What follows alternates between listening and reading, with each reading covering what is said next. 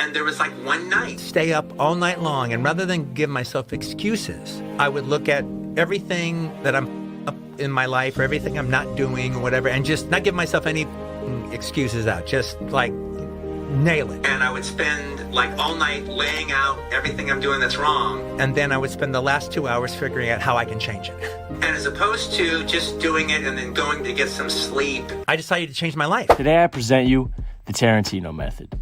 To follow this process, you'll need 3 things: a pen, a notepad, and the dead of night, when the world is silent and not a soul is awake. That's when it can happen. Trust. Now it begins. The first page is always going to be the hardest, but it's really all about getting that ball rolling. Now that you've started, you have to ask yourself the big, scary, fear-mongering question. What am I doing wrong?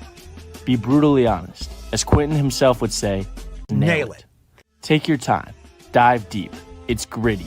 It's tough, but it's absolutely necessary. And when you push through, boom, you're halfway there. It's all out there. The fears, the doubts, the mistakes, the lessons, the heartbreak, all laid out, bare for you to see. Not built up in your mind, but on paper, tangible.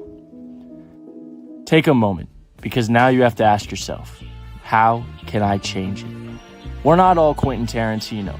You might be feeling like you're all written out. So let's make this part simple. A straightforward list. 100 ways you can change your life. Quite a simple process. Take a mistake you've learned and write down a way to change it.